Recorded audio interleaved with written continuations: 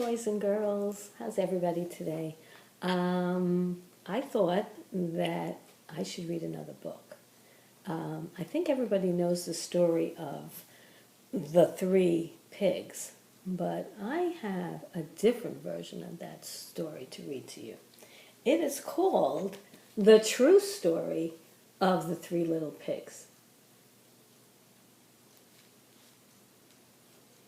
And the author is A. Wolf. I think you're going to like this.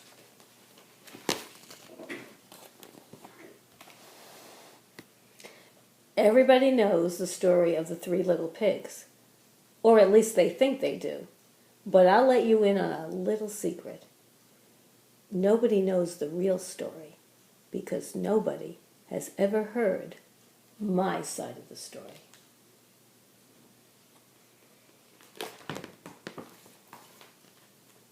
I think we're going to hear what the wolf's side of the story is. I'm the wolf, Alexander T. Wolf. You can call me Al. I don't know how this whole big bad wolf thing got started, but it's all wrong.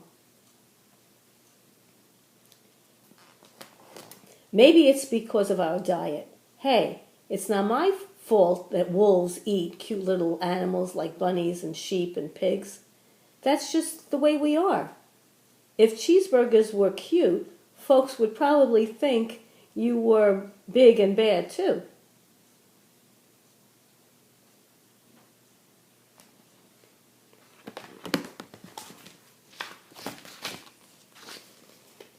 But like I was saying, the whole big bad wolf thing is all wrong.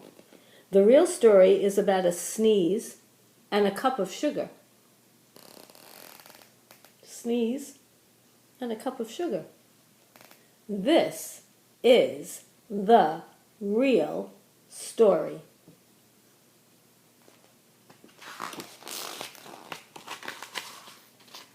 Way back in Once Upon a Time, I was making a birthday cake for my dear old granny. I had a terrible sneezing cold. I ran out of sugar.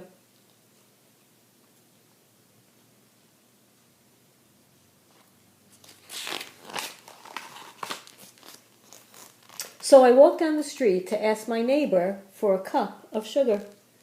Now, this neighbor was a pig, and he wasn't too bright either.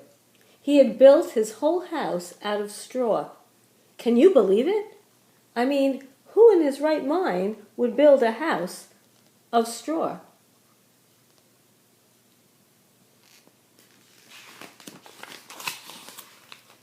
So, of course, the minute I knocked on the door, it fell right in. I didn't want to just walk into somebody else's house, so I called, little pig, are you in?" No answer. I was just about to go home without the cup of sugar for my dear old granny's birthday cake. That's when my nose started to itch. I felt a sneeze coming on. Well, I huffed and I snuffed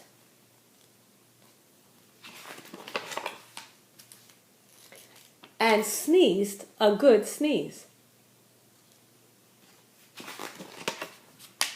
And you know what? That whole darn straw house fell down, and right in the middle of the pile of straw was the first little pig, flat out on the ground. He had been home the whole time. It seemed like a shame to leave a perfectly good ham dinner lying there in the straw, so I ate it up. Think of it as a big cheeseburger just lying there.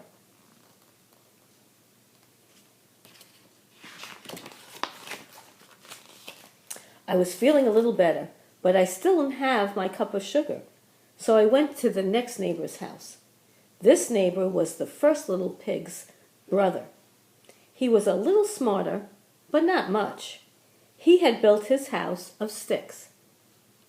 I rang the bell on the stick house. Nobody answered. I called, Mr. Pig, are you in?" He yelled back, "Go away, Wolf. You can't come in.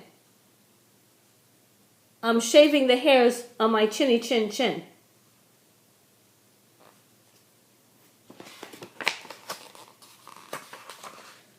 I had just grabbed the doorknob when I felt another sneeze coming on. I huffed and I snuffed and I tried to cover up my mouth, but I sneezed a great sneeze. And you're not going to believe it, but this guy's house fell down just like his brother's. When the dust cleared, there was the second little pig, flat on the ground. That's the truth. Wolf's honor.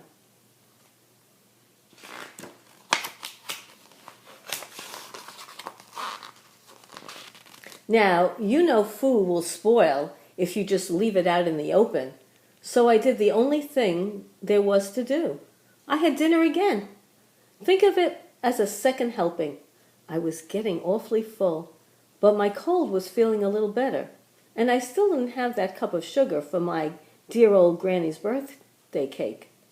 So I went to the next house, and this guy was the first and second little pig's brother. He must have been the brains of the family. He had built his house of bricks. I knocked on the brick house. No answer. I called, Mr. Pig, are you in? And do you know what that rude little porker said? Get out of here, Wolf. Don't bother me again.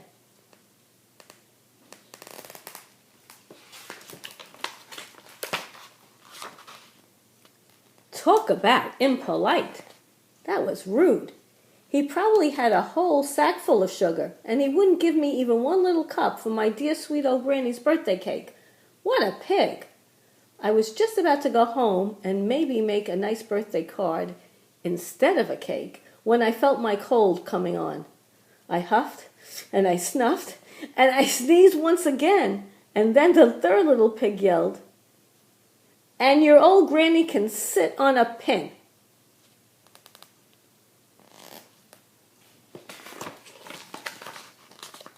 Now, I'm usually a pretty calm fellow, but when somebody talks about my granny like that, then I go a little crazy.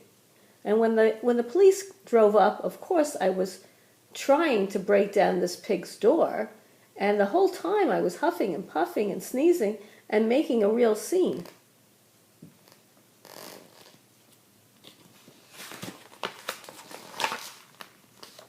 The rest, as they say, is history. The news reporters found out about the 2 pigs that I had eaten for dinner. They figured that a sick guy going to borrow a cup of sugar didn't sound very exciting, so they jazzed up the story with all of that huff and puff and blow your house down, and they made me the big bad wolf. That's it. That's the real story. I was framed. Here's the newspaper with the story of the big bad wolf.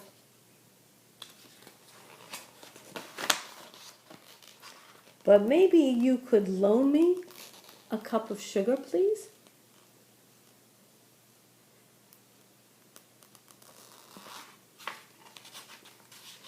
The end.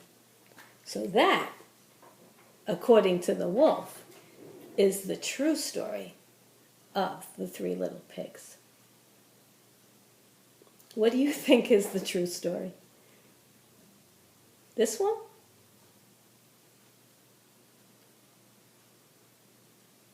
Or the other one? See you again. Okay.